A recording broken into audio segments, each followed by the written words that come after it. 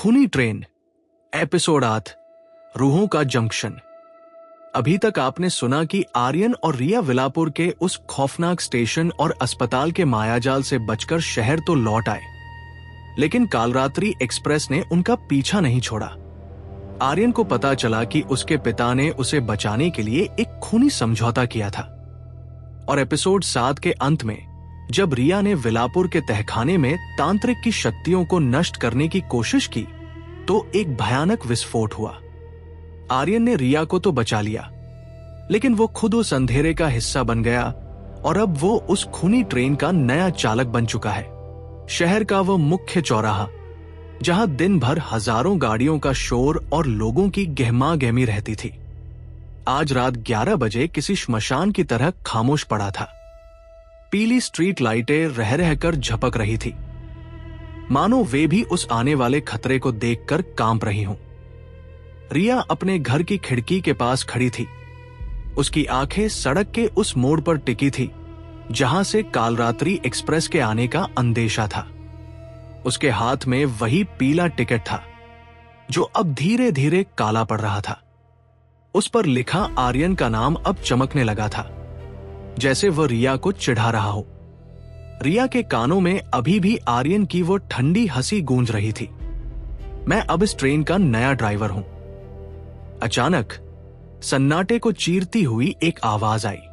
ये किसी इंजन की आवाज नहीं थी, बल्कि ऐसा लग रहा था जैसे हजारों लोग एक साथ जमीन के नीचे से चीख रहे हों। सड़क का डामर अपने आप फटने लगा, कंक्रीट की दरारों से काला धुआं बाहर निकलने लगा और देखते ही देखते वहां लोहे की जंग लगी पटरियां अपने आप बिछने लगी।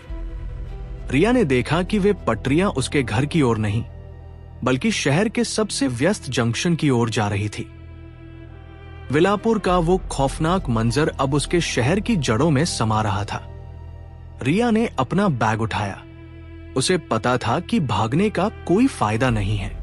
अगर वह आज नहीं गई तो यह ट्रेन पूरे शहर को निगल जाएगी। वो घर से बाहर निकली। बाहर की हवा में वही सड़े हुए मांस और जलती हुए कोयले की गंध थी। जैसे ही वह चौराहे पर पहुंची, उसने देखा कि वहां हजारों रूहें खड़ी थी। ये वे लोग नहीं थे जो मर चुके थे, बल्कि ये शहर के वही आम लोग थे जो सम्मोहन की स्थिति में पटरियों की ओर बढ़ रहे थे। उनकी आंखें सफेद थी और वे एक ही धुन में बुदबुदा रहे थे, टिकट, हमें टिकट चाहिए। तभी कोहरे को चीरती हुई कालरात्रि एक्सप्रेस वहां प्रकट हुई, लेकिन अब वह कोई पुरानी जली हुई ट्रेन नहीं लग रही थी। वो अब एक आधुनिक चमकती हुई काली ट्रेन थी, जिसके डिब्बों पर खून से नक्काशी की गई थी। ट्रेन के पहिए जब पटरियों पर घूमते तो उनमें से आग की जगह नीली बिजली निकलती थी। ट्रेन का सबसे अगला हिस्सा यानी इंजन किसी राक्षस के चेहरे जैसा बना था, जिसके खुले हुए मुंह से भाप निकल रही थी। ट्रेन रुकी और उसके दरवाजे अपने आप खुल गए। इंजन के केबिन से एक साया बाहर निकला। वो आर्यन था। उसने काले रंग का एक लंबा कोट पहना था और उसके हाथ में एक चांदी की सीटी थी। उसकी आंखों में अब वो भाई वाली ममता दूर दूर तक नहीं थी। वो अब रूहों का जंक्शन संभालने वाला मास्टर बन चुका था। रिया को वो पल याद आया जब एपिसोड 1 में उसने पहली बार विलापुर में ट्रेन को देखा था। तब वह डरी हुई थी, लेकिन आज उसका डर एक गहरी बेबसी में बदल चुका था। स्वागत है रिया, आर्यन ने अपनी आवाज को ऊंचा किया, जो अब पूरे चौराहे पर गूंज रही थी। तुम समय की बहुत पाबंद हो। देखो आज का जंक्शन कितना व्यस्त है। इतने मुसाफिर तो विलापुर में भी नहीं थे। रिया ने हिम्मत जुटाई और आगे बढ़ी। आर्यन भाई, रुक जाइए। ये सब निर्दोष लोग हैं। इनका इस हादसे से कोई लेना देना नहीं है। आप काल भैरव के हाथों की कठपुतली बन रहे हैं। आर्यन हंसा और उस हंसी में इतनी दहशत थी कि पास खड़ी एक रूह का शरीर राख में बदल गया। मासूम, इस दुनिया में कोई मासूम नहीं है रिया। हर इंसान के अंदर एक पाप छिपा है और कालरात्रि सिर्फ उस पाप का किराया वसूलती है। काल भैरव अब कोई रूह नहीं है, वो एक विचार है जो मेरे खून में दौड़ रहा है। आज रात ये जंक्शन उन यादों को मिटा देगा जो इस शहर को जिंदा रखती है। आर्यन ने अपनी सीटी बजाई। आवाज इतनी तेज थी कि रिया के कानों से खून निकलने लगा। शहर के वे सम्मोहित लोग पागलों की तरह ट्रेन के डिब्बों में चढ़ने लगे। बोगी नंबर 1 से लेकर 12 तक मिनटों में भर गई, लेकिन बोगी नंबर 13 अभी भी खाली थी। उसका दरवाजा रिया के सामने खुला था और अंदर से वही पुरानी सड़न वाली गंध आ रही थी। तुम्हारी जगह यहां है। आर्यन ने बोगी नंबर 13 की ओर इशारा किया। रिया बोगी के अंदर दाखिल हुई। अंदर का नजारा बाहर से बिल्कुल अलग था। बाहर वो एक आधुनिक ट्रेन दिख रही थी, लेकिन अंदर वही जली हुई सीटें, फटी हुई छत और दीवारों पर चिपकी हुई पुरानी फाइलें थी। जैसे ही रिया अंदर पहुंची, दरवाजा पीछे से लॉक हो गया। खिड़की से उसने देखा कि आर्यन वापस इंजन में जा रहा था। ट्रेन ने चलना शुरू किया, लेकिन वह पटरियों पर नहीं चल रही थी। वह शहर की इमारतों के बीच से हवा में तैरती हुई आगे बढ़ रही थी। रिया ने देखा कि जिस जिस इमारत के पास से ट्रेन गुजर रही थी, वहां की रोशनी बुझ रही थी और वहां के लोगों की रूहें खिड़कियों से खींचकर ट्रेन के पहियों में समा रही थी। बोगी नंबर 13 के अंदर की दीवारें अचानक बोलने लगी, बचाओ, हमें आजाद करो। रिया ने देखा कि सीटों के बीच से वही इंस्पेक्टर राणे और अंजलि के चेहरे उभर रहे थे जो पिछले एपिसोड्स में गायब हो गए थे। रिया, तुम्हें इंजन तक पहुंचना होगा, राणे की रूह ने फुसफुसाते हुए कहा। आर्यन अभी पूरी तरह से नहीं बदला है। उसके दिल के एक कोने में अभी भी वो छोटा बच्चा कैद है। अगर तुम उस बच्चे तक पहुंच गई तो यह जंक्शन रुक सकता है, लेकिन मैं वहां कैसे पहुंचूं? आर्यन ने इंजन को लॉक कर दिया है। रिया ने बदहवासी में पूछा। फाइलों का इस्तेमाल करो रिया। गायब फाइलों का वो आखिरी पन्ना जो तुम्हारे बैग में है। अंजलि की आवाज गूंजी। रिया ने अपना बैग खोला। वो आखिरी पन्ना अब पूरी तरह लाल हो चुका था। उस पर अब कोई अक्षर नहीं थे, सिर्फ एक नक्शा बना था। वो नक्शा आर्यन के दिमाग का था। उसमें दिखाया गया था कि आर्यन की यादें कहाँ दफन है। रिया ने उस पन्ने को बोगी की दीवार पर चिपका दिया। अचानक बोगी के अंदर एक नई सुरंग खुल गई। वो सुरंग मांस और हड्डियों से बनी लग रही थी। रिया ने अपनी आंखें बंद की और उस सुरंग के अंदर कूद गई। उसे ऐसा महसूस हुआ जैसे वो किसी के शरीर के अंदर यात्रा कर रही हो।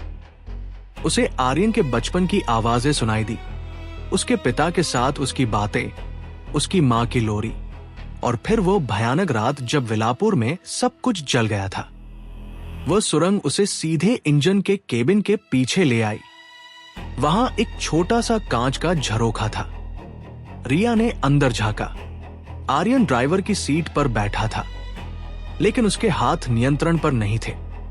उसकी पीठ से हजारों काली जड़ें निकली हुई थी जो पूरे इंजन के पुर्जों से जुड़ी थी। आर्यन खुद एक मशीन बन चुका था। वो दर्द से कराह रहा था, लेकिन उसके मुंह से सिर्फ भाप निकल रही थी। केबिन के एक कोने में वही छोटा बच्चा बैठा था, जो अब बहुत कमजोर और धुंधला दिख रहा था। वो बच्चा आर्यन की मासूमियत थी, जिसे काल भैरव ने कैद कर रखा था। आर्यन भाई, मुझे देखिए, रिया ने कांच पर प्रहार किया। आर्यन की गर्दन धीरे से मुड़ी। उसकी आंखों की सफेद रोशनी थोड़ी कम हुई। रिया, भाग जाओ यहां से, वो मुझे खा रहा है। तभी केबिन की छत से काल भैरव का विकराल रूप प्रकट हुआ। तुमने फिर से दखल दिया। अब तुम इस जंक्शन का हिस्सा नहीं बनोगी, तुम इसकी आग बनोगी। काल भैरव ने अपनी जड़ें रिया की ओर बढ़ाई। रिया ने वह आखिरी पन्ना निकाला और उस पर अपना हाथ काटकर खून छिड़क दिया। मैं अपनी रूह की आहुति देती हूं, लेकिन इस मासूमियत को आजाद करो। जैसे ही रिया का खून उस पन्ने पर गिरा, वो पन्ना एक चमकती हुई ढाल में बदल गया। इंजन के अंदर एक बहुत बड़ा विस्फोट हुआ। नीली और लाल रोशनी आपस में टकराने लगी।